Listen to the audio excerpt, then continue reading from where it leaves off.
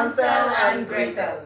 Once near a great forest lived a poor woodcutter with his wife and his 2 children. The boy was called Hansel and the girl Gretel. He had little to eat, and once when great famine fell on the land, he could no longer even get daily bread. Now when he thought about this night at his bed, at thoughts about in his anxiety, he groaned and said to his wife, "What is to become of us?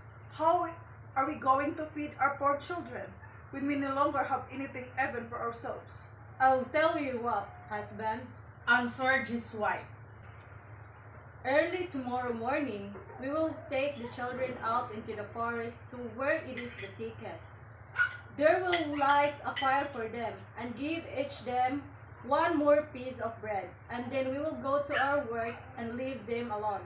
They will not find the way home again, and we shall be rid of them.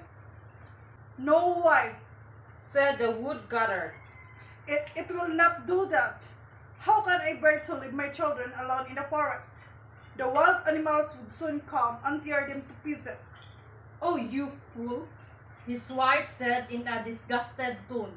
Then we must all die for hunger. You may as well plan the planks of our coffins. And she left him no peace until he agreed to the plan. "But I feel very sorry for the poor children all the same," said the woodcutter in a sorrowful voice. The 2 children had also not been able to sleep for hunger, and had heard what their stepmother had said to their father. Gretel wept bitter tears and said to Hansel, Now all is over with us. We'll surely die in the great woods. "Be quiet, Gretel. Said Hansel, trying to comfort his little sister. Do not distress yourself. I will soon find a way to help us." And when the old folks had fallen asleep, he got up, put his little coat, opened the door below, and crept outside. The moon shone brightly, and the white pebbles which lay in front of the house glittered like real silver pennies. Hansel stopped and stuffed the little pocket of his coat with as many as he could get in. Then he went back and said to Gretel, "Be comforted, dear little sister, and little in peace. I have a plan." And he lay down again in his bed to sleep. When day dawned, but before the sun had risen, their stepmother came and awaked them, saying, Get up, you sluggards. We are going into the forest to fetch wood. She gave each a little piece of bread and said, There is something for your dinner, but do not eat it up before then, for you will get nothing else. Gretel took the bread under her apron, as Hansel had the pebbles in his pocket. Then they all set all together on the way to the forest. When they had walked a short time, Hansel stood still and peeped back at the house and did so again and again. His father said, "Hansel, what are you looking at there and staying behind for? Pay attention and do not forget how to use your legs." "Oh, Father, I am looking at my little white cat, which is sitting up on the roof and wants to say goodbye to me." Fool, that is not your little cat. This is the morning sun which is shining on the chimneys. Hansel, however, had not been looking back at the cat, but not had been constantly throwing one of the white pebble stones out of his pocket of the room. When they had reached the middle of the forest, the father said, "Now, children, pile up some wood, and I will light a fire that you may not be cold." Hansel and Gretel gathered brushwood together, as high as a little hill. The brushwood was lighted, and when the flames were burning very high, the woman said, Now, children, lay yourself down the fire and rest. We will go into the forest and cut some wood.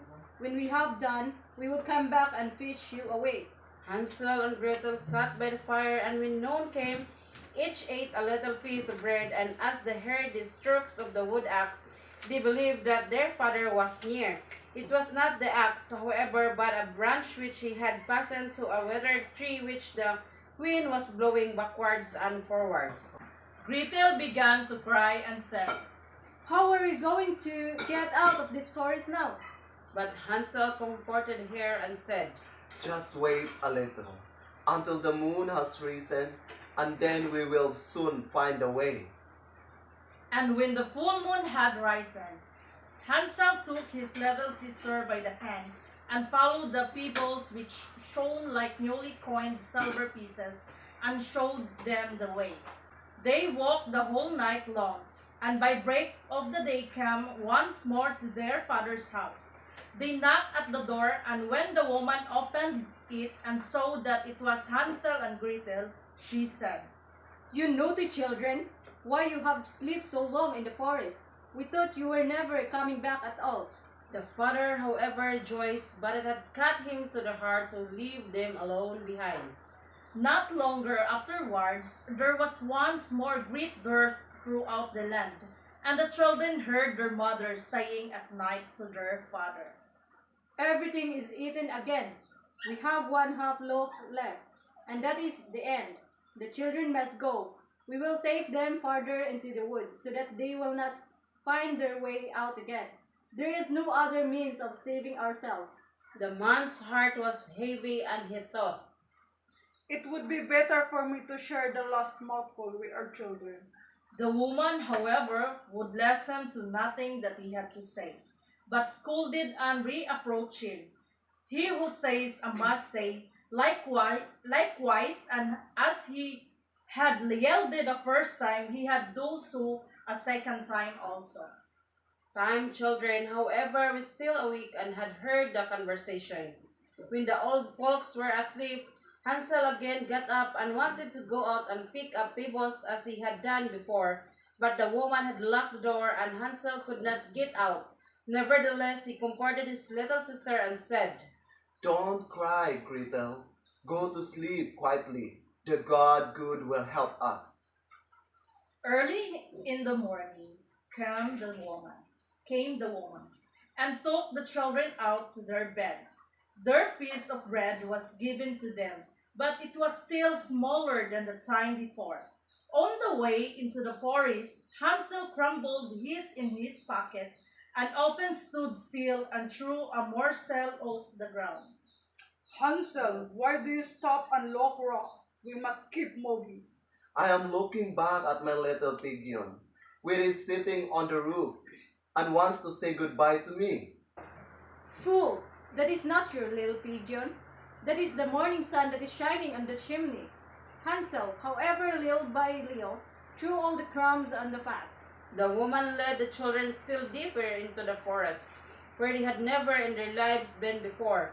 Then a great fire was again moved, and the mother said, Just sit there, you children, and when you are tired, you may sleep a little.